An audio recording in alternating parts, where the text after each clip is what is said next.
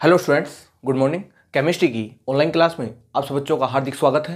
मैं उम्मीद करता हूं आप घर पे सेफ होंगे और सुरक्षित होंगे। भाई देखो भाई, हम जो बात कर रहे थे वो बात कर रहे थे कोलिगेटिव प्रॉपर्टी के बारे में, और उसमें मैं जो मैं डिस्कस कर रहा था वो डिस्कस कर रहा था डिप्रेशन ऑफ फ्रीजिंग पॉइंट के बारे में।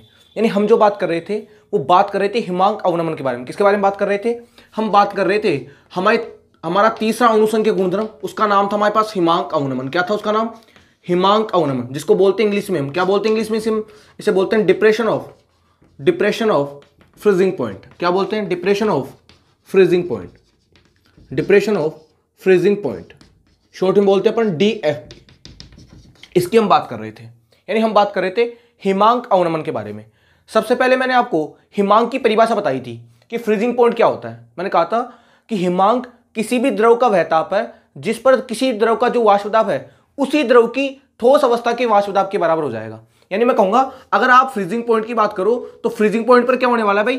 जो द्रव का जो वाष्प दाब होगा, वापिस रिवाइज कर रहा हूं ताकि आपको बातें पूरी अच्छी तरह समझ में आ जाए, कि जो द्रव का जो वाष्प दाब होगा वो किसके बराबर होगा? इसी द्रव की ठोस अवस्था के वाष्प दाब की, ठोस अवस्था का वाष्प दाब। यानी जैसा आप लिक्विड ले रहे हो, अगर आपने H2O लिक्विड लिया है तो आपको H2O क्या लेना पड़ेगा भाई? सॉलिड। तो दोनों क्या होंगे? बराबर। और जिस टेम्परेचर पे ये बराबर होंगे उस टेम्परेचर को क्या बोलेंगे हम? Freezing point. ये बात थी। यानी हिमांक किसी भी द्रव का वह ताप है जिस पर द्रव का जो वाष्प दाब है उसी द्रव की ठोस अवस्था के वाष्प दाब के क्या हो जाता है? बराबर। उसे बोलते हैं हम फ्रीजिंग पॉइंट। क्या बोलते हैं उसे हम? Freezing point. बताया था मैंने आपको इस बारे में। और इस फ्रीजिंग पॉइंट पर जो आपका जो लिक्विड होगा और जो आपका सॉलिड होगा वो दोनों किस में होंगे भाई? साम्य में होंगे। किस में होंगे? अपने पास इक्विलिब्रियम में। बात क्लियर है? फिर मैंने आपको बताया था इसके आगे की बात हिमांक अवनमन के बारे में। मैंने आपको परिभाषा क्या लिखाई थी कि जब किसी शुद्ध विलायक में अवाष्पशील विलय पदार्थ को डाला जाता है, मैंने आपसे पहले भी कहा था कि पूरे के पूरे अणुसंख्यक गुणधर्म में हम किसकी बात करेंगे भाई? अवाष्पशील विलय की। किसकी बात करेंगे? विलय लेंगे। विलय भी कौन सा लेंगे? नॉन वोलेटाइल, यानी लेंगे हम अवाष्पशील विलय। बात क्लियर थी? वापस रिवाइज कर देता हूं। जब किसी शुद्ध विलायक में अवाष्पशील विलय पदार्थ को घोला जाता है तो उसके वाष्प दाब में तो कमी आ जाती है और हिमांक में भी क्या आ जाती है भाई? कमी। इससे पहले वाला जो हमारे पास अणुसंख्यक गुणधर्म था जिसे आप बोलते थे एलिवेशन ऑफ बॉइलिंग पॉइंट, उसे हिंदी में बोलते थे क्वथनांक उन्नयन। उसमें क्या होता कि जब आप किसी शुद्ध विलायक में अवाष्पशील विलय पदार्थ को डालते हो तो उसके क्वथनांक के मान में वृद्धि हो जाती है। उसे तो बोला था आपने क्वथनांक उन्नयन, लेकिन यहां पर ऐसा नहीं होगा। अगर आप शुद्ध विलायक में अवाष्पशील विलय पदार्थ को डालोगे तो उसके हिमांक में क्या हो जाएगी? कमी हो जाएगी। यानी मैं कहूंगा शुद्ध विलायक का हिमांक ज्यादा होगा। किसकी तुलना में? विलयन की तुलना में। हमने कहा शुद्ध विलायक के हिमांक और विलयन के जो हिमांक का अंतर है उसे बोलते हो आप हिमांक अवनमन। क्या बोलते हो उसे आप? हिमांक अवनमन। ये बात इससे पहले वाले लेक्चर में मैंने आपको लिखकर समझाई थी बोर्ड के ऊपर। आज वापस रिवाइज कर रहा हूं क्योंकि हमको इसके आगे का टॉपिक पढ़ना है भाई डिटेल के अंदर। बात क्लियर है? और अगर आपको क्वथनांक उन्नयन के बारे में जानकारी है, अगर आपको एलिवेशन ऑफ बॉइलिंग पॉइंट के बारे में जानकारी है, तो इसे समझने में आपको कोई प्रॉब्लम आने वाली है नहीं। तो मैं डायग्राम को स्टार्ट करता हूं बनाना।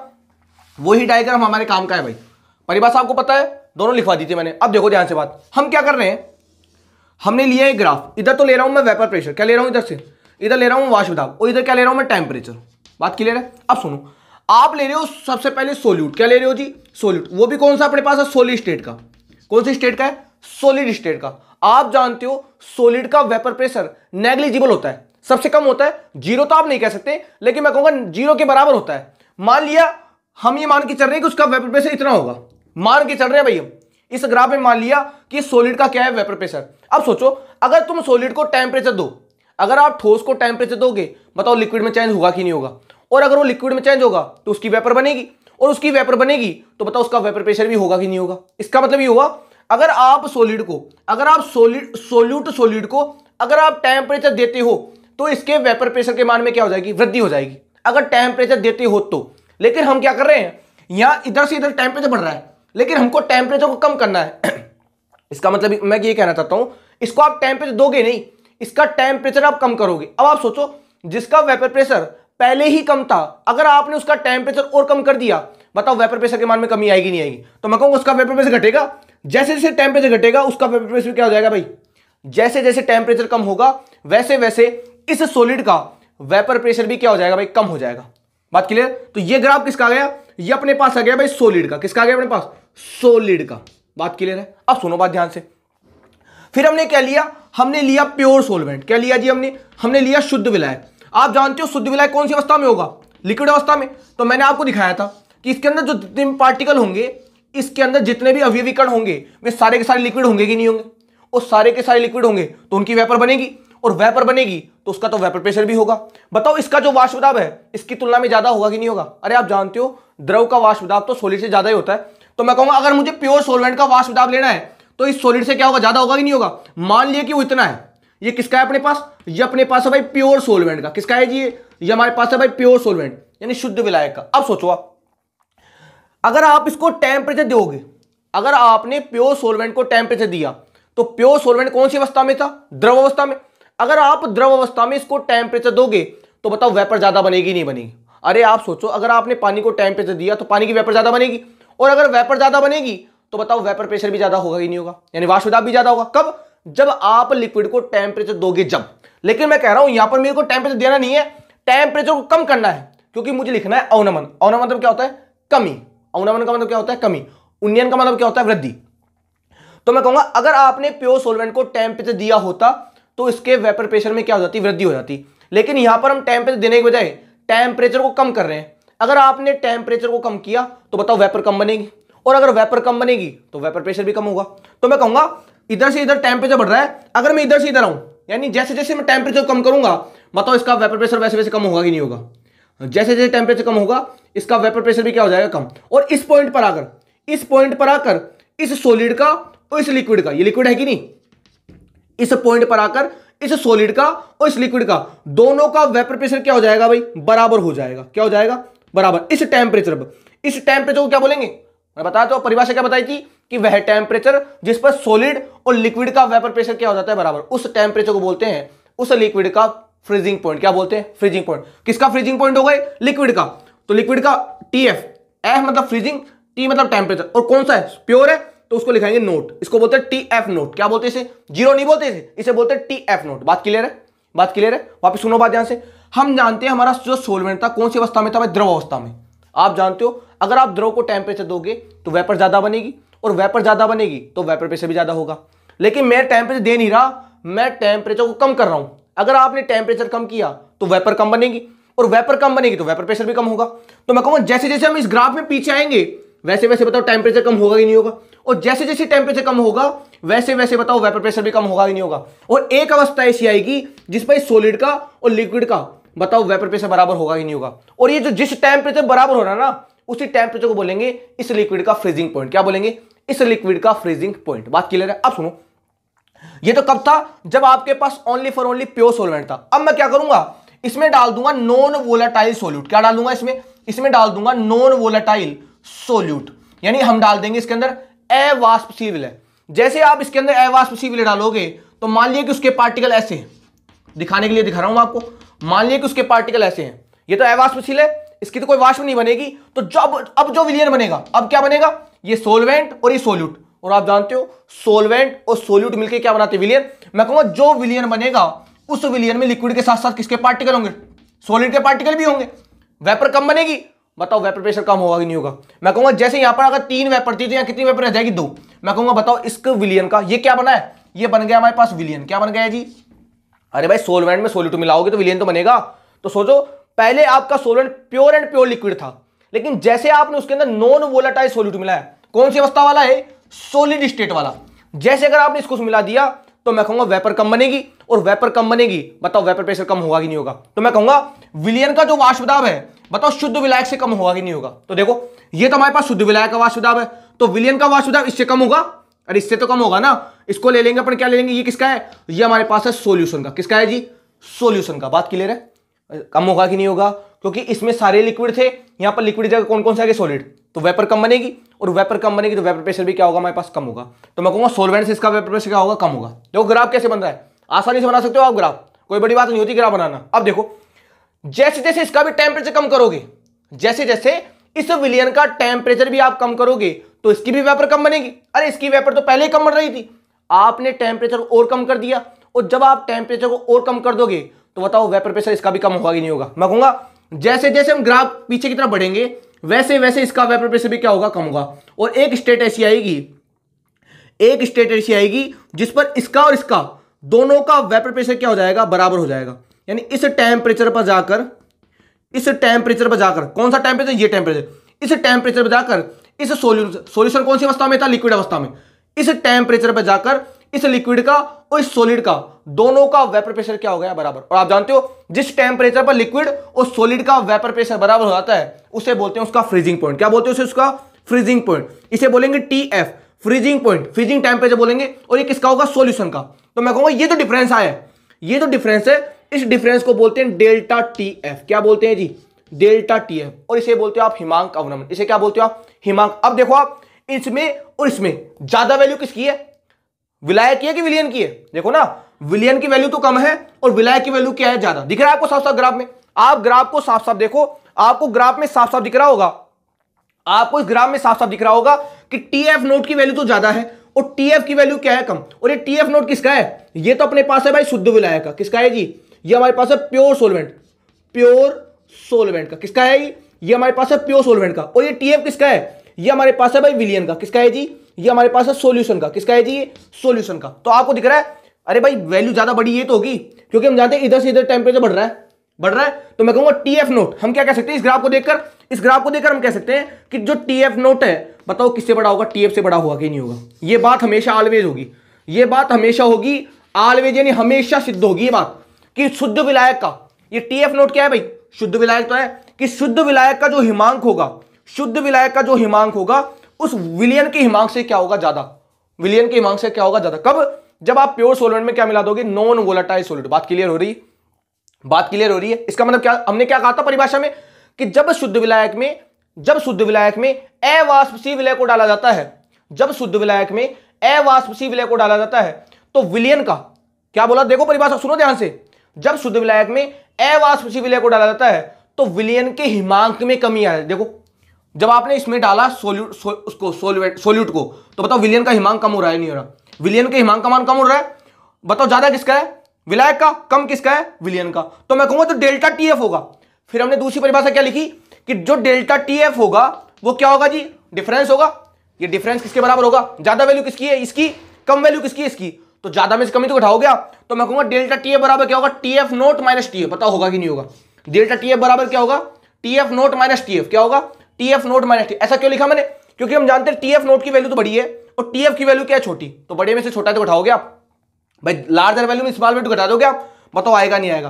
तो हमारी दूसरी परिभाषा क्या थी, हिमांक अवनमन की दूसरी परिभाषा क्या लिखाई थी मैंने आपको कि शुद्ध विलायक का। अरे ये TF नोट किसका है, शुद्ध विलायक का है ना। मैंने लिखाया था आपको कि शुद्ध विलायक की हिमांक और विलियन के जो हिमांक का डिफरेंस है, माइनस को क्या बोलते हैं, अंतर। क्या बोलते हैं माइनस को, अंतर। शुद्ध विलायक के हिमांक और विलियन के हिमांक का जो अंतर है उसे बोलते हो आप हिमांक अवनमन। क्या बोलते हो उसे, हिमांक अवनमन। यानी यहां पर जाकर हिमांक में क्या होगी, कमी। देखो विलियन का हिमांक कम हो रहा है, नहीं हो रहा, अरे कम हो रहा है, तो विलियन का हिमांक कम हो रहा है, कम होने को क्या बोलते हैं, अवनमन। और नाम क्या होगा इसका, हिमांक अवनमन। बात पूरी क्लियर हो गई, देख लीजिए ध्यान से आप, पूरा टॉपिक आपको क्लियर हो जाएगा कि मैं आपको क्या समझाने की कोशिश कर रहा हूं। बात समझ में क्या कह रहा हूं आपसे कि शुद्ध विलायक का हिमांक और विलियन के जो हिमांक का अंतर है उसे बोलते हो आप हिमांक अवनमन। क्या बोलते हो साहब, हिमांक अवनमन। वही काम किया है, पहले मैंने आपके साथ परिभाषा लिखी है, फिर मैंने आपको कॉन्सेप्ट के द्वारा इस चीज को एक्सप्लेन कर दिया। शायद कोई डाउट नहीं होगा आपका, बात क्लियर है, दिख रहा है आपको साफ साफ कि जैसे जैसे टेम्परेचर कम होगा वैसे वैसे इसका वेपर प्रेशर भी कम होगा और इस स्टेट पर जाकर इसका और इसका वेपर प्रेशर क्या हो जाएगा, बराबर।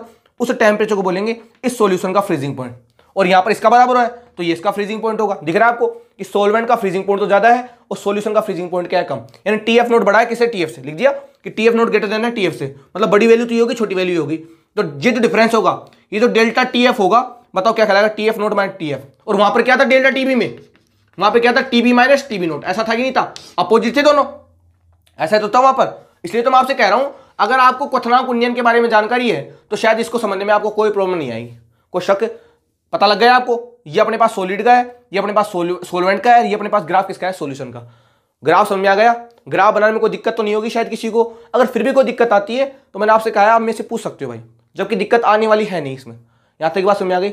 अब बात करते हैं इससे आगे की, यानी ये जो फॉर्मूला है हमारे पास, कौन सा formula, delta TF equal to TF naught minus TF। ये दिखाता है हिमांक अवनमन। किसको दिखाता है, ये इंपॉर्टेंट फॉर्मूला है भाई, ये किसको दिखाता है, हिमांक अवनमन को। यानी शुद्ध विलायक के हिमांक और विलियन के जो हिमांक का अंतर है उसे बोलते हो आप हिमांक अवनमन।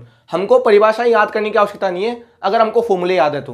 देखो ये किसका है, शुद्ध विलायक का, ये किसका है, विलियन का। तो दिख रहा है आपको शुद्ध विलायक के हिमांक और विलियन के हिमांक का जो अंतर है उसे बोलते हो आप हिमांक अवनमन, उसे आप क्या बोलते हो, हिमांक अवनमन। ध्यान से देख लीजिए आप इस चीज को, शुद्ध विलायक के हिमांक और विलयन के जो हिमांक का अंतर है उसे बोलते हो आप हिमांक अवनमन, उसे आप क्या बोलते हो, हिमांक अवनमन। यहां तक की बात क्लियर है। इसका मतलब क्या हुआ, इसका मतलब क्या हुआ कि ये जो हिमांक में कमी आ रही है, इस विलयन के हिमांक में जो कमी आ रही है वो किसके कारण आ रही है, इस नॉन वोलेटाइल सॉल्यूट के कारण। अरे आ रही नहीं आ रही, जब आपने इसको उसमें मिलाया तभी तो विलयन का हिमांक कम हुआ। इसका मतलब क्या हुआ, ये जो हिमांक का अवनमन हो रहा है ये क्या है, एक कोलिगेटिव प्रॉपर्टी है। अरे है कि नहीं, क्योंकि किस पर निर्भर कर रही है, ये विलय के कणों की संख्या पर निर्भर कर रही है। इसका मतलब क्या हुआ, ये जो हिमांक अवनमन है वो किस पर निर्भर करेगा, सोल्यूट की कंसंट्रेशन। किस पर निर्भर करेगा, सोल्यूट की कंसंट्रेशन। मतलब जितना ज्यादा आप विलय मिलाओगे हिमांक उतना ही ज्यादा क्या हो जाएगा भाई, कम हो जाएगा। बात सही है कि नहीं। जैसा हमने क्वथनांक उन्नयन में कहा था वैसा ही मैं हिमांक अवनमन कह रहा हूं कि ये जो कोलिगेटिव प्रॉपर्टी कौन सी वाली, डिप्रेशन ऑफ फ्रीजिंग पॉइंट, वो किस पर डिपेंड करेगी, कंसंट्रेशन ऑफ सोल्यूट, यानी करेगी विलय की सांद्रता पर। किस पर निर्भर करेगी, विलय की सांद्रता पर। बात क्लियर है। और यहां पर हम सांद्रता का कौन से लेंगे, मोललता। कौन से लेंगे, मोलरता नहीं लेंगे, मोललता। कौन से लेंगे भाई, मोललता। बात क्लियर है, जिसे बोलते हैं हम टेम्परेचर इंडिपेंडेंट कंसंट्रेशन, हम ताप मुक्त सांद्रता इकाई, और वो भी कौन सी, मोललता। बात क्लियर है। इस डायग्राम रफ कर दूं, मैं साफ कर दूं इसे, पूरा क्लियर है आपको डायग्राम की कैसे बनेगा। अब देखो हमने क्या देखा जी, हमने देखा कि हमारा जो डेल्टा टीएफ आ रहा है, हमारा जो डेल्टा टीएफ आ रहा है वो किस पर डिपेंड कर रहा है, वो डिपेंड कर रहा है भाई कंसंट्रेशन ऑफ सोल्यूट। जैसा हमने एलिवेशन ऑफ बॉइलिंग पॉइंट में कहा था वैसा का वैसा यहां पर कर रहा हूं। डिब्बा किसको दिखाता है, ये बड़ा डिब्बा दिखता है भाई कंसंट्रेशन को, सांद्रता को दिखाता है। किसको दिखाता है, ये दिखाता है सांद्रता को। अगर आपने बड़ा बॉक्स बना दिया समझ लो केमिस्ट्री में उसका मतलब क्या होता है, सांद्रता। बात क्लियर है। देखो यानी आपका जो डेल्टा टीएफ है, आपका जो हिमांक अवनमन हो रहा है वो किसकी वजह से हो रहा है, इस विलय की सांद्रता की वजह से। और मैं कह रहा हूं यहां पर जो हम सांद्रता इकाई लेंगे, यहां पर जो हम सांद्रता इकाई लेंगे वो क्या लेंगे भाई, एम। एम का मतलब क्या होता है भाई, एम का मतलब होता है मोलैलिटी। क्या होता है अपने पास, मोलैलिटी। मोलैलिटी नहीं है ये अपने पास हिंदी में होती है मोललता। क्या बोलते हैं उसको हिंदी में, मोललता। और आप जानते हो मोललता क्या होती है, ताप मुक्त सांद्रता इकाई, वह सांद्रता इकाई जो ताप पर निर्भर नहीं करती है। बात क्लियर है। ऐसा कैसा मैंने वहां पर लिखा था, वहां पर हमने क्या लिखा था, डेल्टा टीबी डायरेक्ट प्रोपोर्शनल, तो किसमें लिखा था हमने, स्मॉल है। तो यहां पर क्या लेंगे हम, यहां टीबी ना लेके क्या लेंगे हम, टीएफ। बात क्लियर है। अब बात सुनो आगे की, जैसे आप इसको उठाओगे इसको उठाओगे तो आपको कांस्टेंट लगाना पड़ेगा के इंटू एम। जानते हो आप इसको, इस के बारे में, जैसे वहां पर कहा था वैसा यहां पर होगा, सेम टू सेम होगा, चेंज नहीं होगा। आप जानते हो एम बराबर क्या होता है, एम बराबर क्या होता है, वेट ऑफ सोल्यूट। लिख देता हूं मैं यहां पर हम ए बराबर क्या ले रहे हैं, ए बराबर ले रहे हैं भाई सोल्यूट, और बी बराबर क्या ले रहे हैं हम, बी बराबर ले रहे हैं भाई सोलवेंट, ताकि आपको फॉर्मूले लिखने में कोई परेशानी ना आए। बराबर लिखने की आवश्यकता नहीं होगी ना भाई, सोल्यूट क्या है सोलवेंट क्या है, ए बराबर सोल्यूट है, बी बराबर सोलवेंट है। तो वेट ऑफ सोल्यूट, अरे फॉर्मूला तो ये होता है ना, अगर आपको फॉर्मूला याद हो तो, नंबर ऑफ मोल इन पर केजी वेट ऑफ सोलवेंट, ये तो होता है फॉर्मूला कि 1 किलोग्राम विलायक में उपस्थित विलय के ग्राम मोलों की संख्या को बोलते हैं मोललता। और आप जानते हो मोल बराबर क्या होता है, वेट अपॉन मोलर मास। तो स्मॉल एम बराबर क्या होगा, wait of solute, molar mass of solute into wait of solvent, किसमें, केजी में। बी लिख दो ना डायरेक्ट, भाई सोलवेंट को हम बी लिख रहे हैं, किसमें ले लेंगे अब, केजी में। बात क्लियर है। इस वैल्यू को यहां पर, इसके अलावा ये भी लिख सकते हो आप, W A upon M A. अगर मान लो वेट अपन को ग्राम में लेना है तो ऊपर किससे मल्टीप्लाई कर दोगे, थाउजेंड्स। इस वैल्यू को पुट कर दो, इस एम की वैल्यू को यहां पर। जैसे आप इस वैल्यू को यहां पुट करोगे तो डेल्टा टी बराबर क्या आ जाएगा, के इंटू, इस वैल्यू को पुट करो यहां पर, तो W A into 1000 divide bye क्या हो जाएगा मेरे पास, एम ए इंटू वेट ग्राम में, किसका, वेट ऑफ सोलवेंट, किसमें ले लेंगे हम, ग्राम में। अगर मुझे मान लो एम ए की वैल्यू चाहिए, अगर मुझे मोलर मास निकालना हो सोल्यूट का, तो एम, ये एक फॉर्मूला तो ये आ गया हमारे पास, एक फॉर्मूला तो हमारे पास ये आ गया। अगर मुझे एम ए की वैल्यू चाहिए, अगर मुझे एम ए की वैल्यू चाहिए तो ये वैल्यू नहीं चल जाएगी, तो हमारे पास फॉर्मूला क्या बनेगा, K into W A into 1000 divide by, यहां क्या आ जाएगा delta T F into weight of solvent in gram. मतलब दूसरा फॉर्मूला आएगा नहीं आएगा, आ जाएगा दूसरा फॉर्मूला, अरे आएगा नहीं आएगा, सिंपल है। जैसा हमने एलिवेशन ऑफ बॉइलिंग पॉइंट में किया था वैसा का वैसा मैं डिप्रेशन ऑफ फ्रीजिंग पॉइंट में कर रहा हूं। चेंज कुछ नहीं है, बस चेंज होगा यहां पर लिखा था हमने, वहां पर डेल्टा टीबी, हम लिख रहे हैं यहां पर डेल्टा टीएफ। यहां पर लिखा था हमने डेल्टा टीबी, हम लिख रहे हैं डेल्टा टीएफ। यहां भी डेल्टा एफ टीबी था ना भाई, उधर क्या लिख रहे हैं हम, डेल्टा टीएफ। बात क्लियर है, समझ में आई बात क्या कहना चाहता हूं, बात क्लियर। तो ये बात समझ में आ गई आपको, समझ में आ गई पूरी बात कैसे लिखा है फॉर्मूला। अब बात करेंगे इस के बारे में, वही बात जैसे हमने पहले वाले की थी। इस ये के क्या है, रफ कर दो इसको, बात समझ में आ गई है। अब चलो आगे बात करते हैं, क्योंकि ये बात तो मैंने आपको पहले भी समझाई थी। अब बात करने वाले हैं हम के बारे में कि के हमारा क्या होगा। वही तरीका है के का, अब भी के बारे में वही बात होगी जो पहले की थी हमने। वही फॉर्मूला क्या होगा जी, delta T F equal to K into weight of solute, molar mass of solute into weight of solvent kg के अंदर। बात सही है, ये किसका है, सोलवेंट का है जी। किसमें ले लेंगे अपने, केजी में। अब वही 3 तरीके होंगे, यहाँ भी वही 3 वैल्यू होगी बिल्कुल। अब तो आपको याद हो जाएगी बिल्कुल ये वैल्यू। पहला क्या होगा हमारे पास, अगर WA/MA बराबर हमारे पास 1 मोल है और WB बराबर कितना है हमारे पास 1 ग्राम। अरे पढ़ाया था मैंने आपको ये, अगर ये आपके पास 1 मोल है और ये 1 ग्राम है तो डेल्टा TF बराबर क्या हो जाएगा, के होगा कि नहीं होगा, डेल्टा TF बराबर के। और इसके को क्या बोलोगे, इसको बोलते हैं, यहां पर क्या बोलते हैं, वहां पर तो बोला था आपने एलिवेशन कांस्टेंट, वहां पर तो बोला था आपने उन्नयन स्थिरांक, यहां पर क्या बोलोगे, अवनमन स्थिरांक। क्या बोलोगे यहां पर, अरे यहां पर अवनमन हो रहा है, कमी हो रही है ना, वहां पर तो वृद्धि हो रही थी, उसे बोला था आपने उन्नयन स्थिरांक, यहां पर क्या बोलोगे, अवनमन स्थिरांक। इसे बोलते हैं डिप्रेशन कांस्टेंट। क्या बोलते हैं इसे, यहां लिख देता हूं, इस के को क्या बोलते हैं, इस के को बोलते हैं डिप्रेशन कांस्टेंट। क्या बोलते हैं, डिप्रेशन कांस्टेंट, इसे बोलते हैं डिप्रेशन को, हिंदी में बोलते हैं इसको अवनमन स्थिरांक। क्या बोलते हैं, अवनमन स्थिरांक। ठीक है, सिंपल बात होगी। वहां पर तो बोला था आपने उन्नयन स्थिरांक, यहां पर क्या बोलेंगे इसे, अवनमन स्थिरांक। अब देखो इधर, अगर मान लो WA/MA बराबर आपके पास 1 मोल है और WB बराबर कितना है आपके पास, 100 ग्राम। कितना है आपके पास, यानी WB की जगह क्या रख दोगे आप, 100 ग्राम। तो मैं कहूंगा आपका जो के होगा, क्या कहलाएगा, के डैश। उसकी वैल्यू कितनी होगी, K/100। अरे के हो जाएगा, ये अपने पास 1 हो जाएगा, ये अपने पास 100 हो जाएगा, तो K/100 हो जाएगी। अब इस के डैश को क्या बोलते हो, इसको बोलते हो आप मोलिकुलर। वहां पर क्या बोला था आपने, एलिवेशन कांस्टेंट, या क्या बोलोगे, डिप्रेशन कांस्टेंट, या क्या बोलोगे इसे, मोलिकुलर डिप्रेशन कांस्टेंट। इसे क्या बोलोगे, मोलिकुलर डिप्रेशन कांस्टेंट। इसको हिंदी में क्या बोलते हैं, आणविक अवनमन स्थिरांक। क्या बोलते हैं, आणविक अवनमन स्थिरांक। बात क्लियर हो रही है, वही बातें हैं, बस उन्नयन की जगह अवनमन आ जाएगा, वैल्यू बिल्कुल सेम होगी। तीसरा इंपॉर्टेंट होता है हमारे पास, अगर WA/MA बराबर हमारे पास 1 मोल है, ये वैल्यू तो हमारे पास क्या है, 1 मोल, और WB की वैल्यू ले रहा हूं मैं 1000 ग्राम। कितनी ले रहा हूं भाई, 1000 ग्राम। अगर आपने 1000 ग्राम ले लिया तो अब आपका जो के होगा, वो कहलाएगा KF। क्या कहलाएगा जी, ध्यान रखना बात, वो क्या कहलाएगा, KF। उसकी वैल्यू कितनी होगी, K/1000 होगी कि नहीं होगी। अरे के, ये वैल्यू 1 होगी अपने पास, ये वैल्यू अपने पास 1000 हो जाएगी, मतलब K/1000 आएगा नहीं आएगा। और इस KF के 3 नाम है भाई। इसको बोलते हैं मोलल डिप्रेशन कांस्टेंट। इसको क्या बोलते हैं, मोलल डिप्रेशन कांस्टेंट। क्या बोलते हैं इसे, मोलल डिप्रेशन कांस्टेंट। हिंदी में क्या बोलते हैं, मोलल है भाई, ध्यान रखना, मोलल अवनमन स्थिरांक। क्या बोलते हैं इसे बोलते हैं मोलल अवनमन स्थिरांक। इसी का दूसरा नाम होता है, वहां पर क्या बोला था हमने, एबुलोस्कोपिक स्थिरांक। क्या बोला था उसे, एबुलोस्कोपिक स्थिरांक। इसका नाम होता है, इसे बोलते हैं क्रायोस्कोपिक स्थिरांक। इसे क्या बोलते हैं, क्रायोस्कोपिक स्थिरांक। इसे क्या बोलते हैं जी, उसे तो बोला था आपने एबुलोस्कोपिक, इसे बोलते हैं क्रायोस्कोपिक स्थिरांक। इसी का तीसरा नाम होता है, इसे बोलते हैं हम हिमांक मितीय स्थिरांक। क्या बोलते हैं इसे, हिमांक मितीय स्थिरांक। इसे क्या बोलते हैं, हिमांक मितीय स्थिरांक। वहां बोला था आपने क्वथनांक मितीय, क्योंकि वहां क्वथनांक हो रहा था, यहां हो रहा है हिमांक, इसका नाम होगा हिमांक मितीय स्थिरांक। वैल्यू कुछ चेंज नहीं होगी। वहां पर आपने KF बोला था, यहां पर आप बोलोगे के, वहां तो आपने KB बोला था, यहां पर आप क्या लोगे भाई, KF। बात क्लियर तीनों स्थिरांक के बारे में, वही बात है जो मैंने वहां पर की थी, बस नाम आपको याद होना चाहिए। इसे बोलते हैं मोलल अवनमन स्थिरांक, इसे बोलते हैं क्रायोस्कोपिक स्थिरांक, और इसी का तीसरा नाम क्या होता है, इसे बोलते हैं हिमांक मितीय स्थिरांक। इसे क्या बोलते हैं, हिमांक मितीय स्थिरांक। बात क्लियर है। वैल्यू क्या होगी, WA/MA में 1 मोल होगा और WB बराबर क्या होगा हमारे पास, 1000 ग्राम। ध्यान से देख लीजिए भाई आप कि मैं क्या कहना चाहता हूं। बात समझ में आ रही है आपको, क्लियर है बात, कि ये अपने पास ये क्या मतलब, ये जो कांस्टेंट होंगे कैसे होंगे। अरे रिवाइज तो हो रहा है एक तरीके से, बस वहां पर क्या था, यहाँ पर क्या अपने के लिया था, के डैश था, यहाँ पर अपने पास के भी था, बात तो सेम ही है। बस वहां पर क्या लिया था हमने, एलिवेशन कांस्टेंट, यहाँ पर क्या होगा, डिप्रेशन कांस्टेंट, क्योंकि यहाँ पर अवनमन हो रहा है भाई। बात क्लियर है, आगे बात करें ताकि हमारा टॉपिक जल्दी समाप्त हो जाए, क्योंकि बात तो हमने पढ़ाई हुई है आपको, बस रिवाइज ही कर रहा हूं। चलो भाई आगे की बात करते हैं इस KF के बारे में।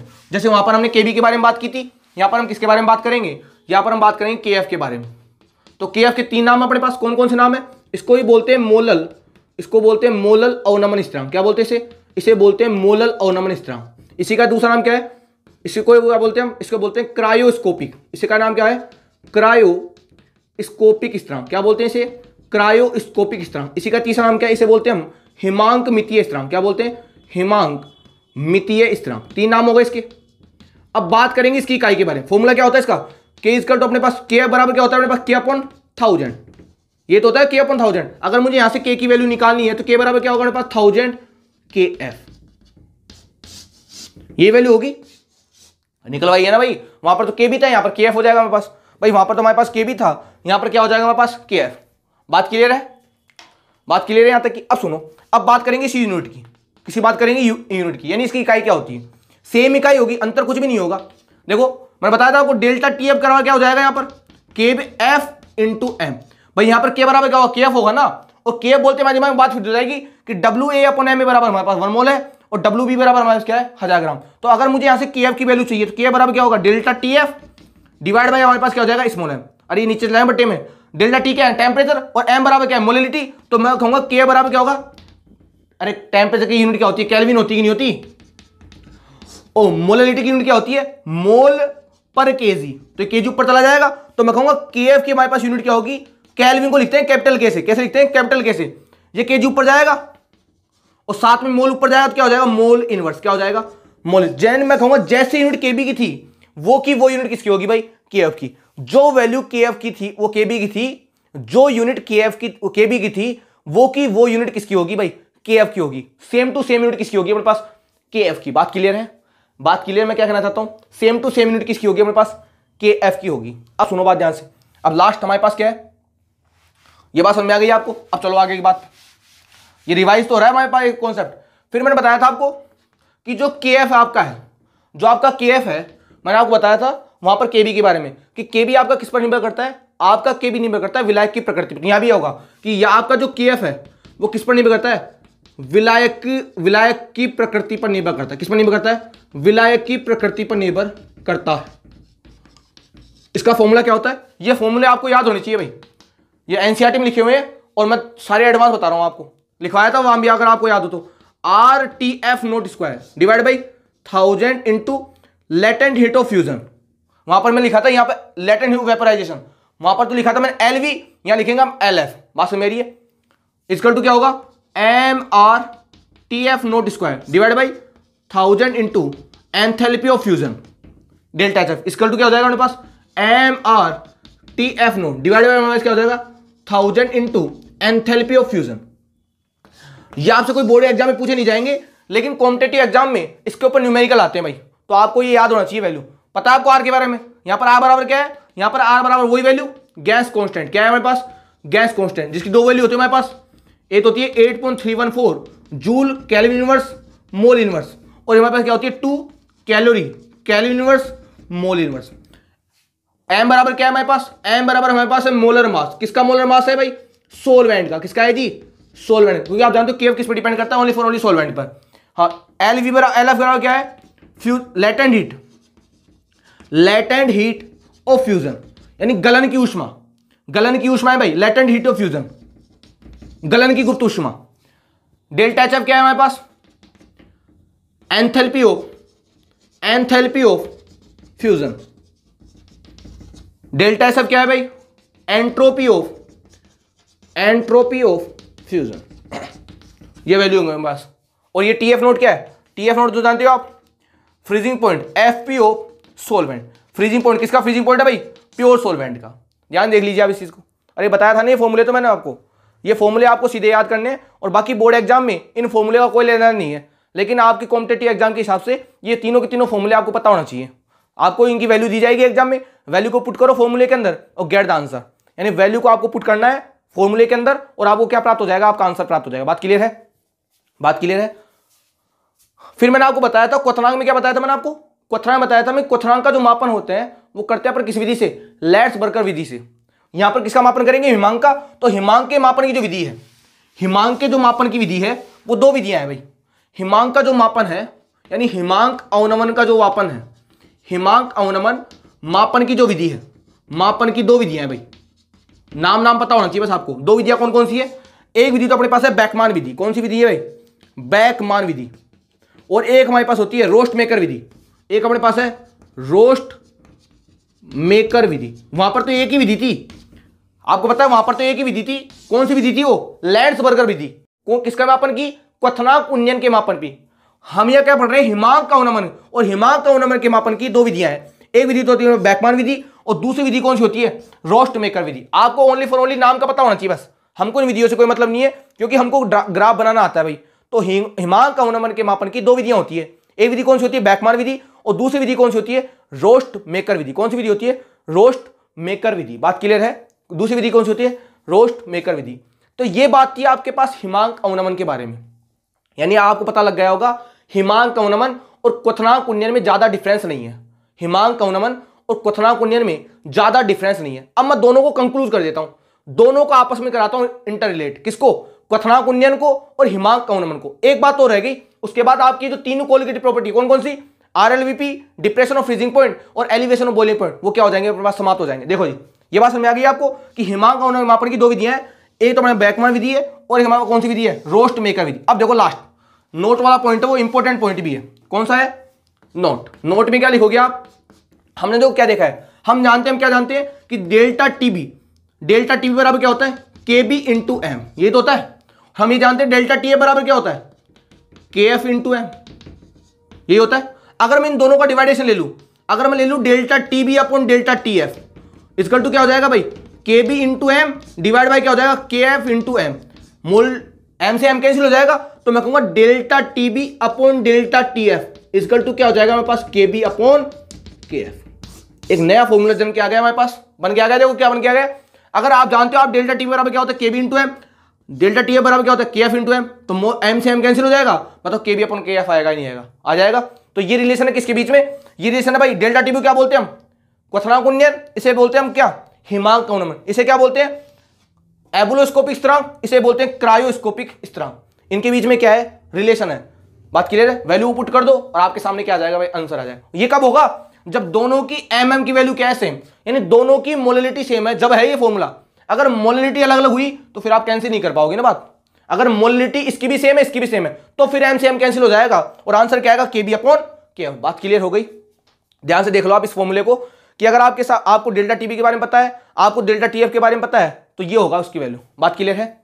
तो ये हो गई आपकी तीन कोलिगेटिव प्रॉपर्टी समाप्त। कौन कौन सी? आरएलवीपी यानी वाष्प दाब का आपेक्षिक अवनमन, क्वथनांक उन्नयन जिसे बोलते हो एलिवेशन ऑफ बॉइलिंग पॉइंट, और लास्ट हिमांक अवनमन डिप्रेशन ऑफ फ्रीजिंग पॉइंट। अब एक अणुसंख्यक गुणधर्म और रह गया, उस गुणधर्म का नाम है हमारे पास ओस्मोटिक प्रेशर। उसके बाद आपकी जो यूनिट है वो क्या हो जाएगी? फिनिश होगी, समाप्त हो जाएगी भाई। उसके बाद आपका जो विलियन वाला चैप्टर है वो समाप्त हो जाएगा। लेकिन विलियन अपने आप में काफी इंपॉर्टेंट चैप्टर है और ऐसा कोई बोरिंग चैप्टर है भी नहीं, काफी इंटरेस्टिंग चैप्टर। आपको समझ में भी आ गई बात। आज के लिए इतना ही, धन्यवाद।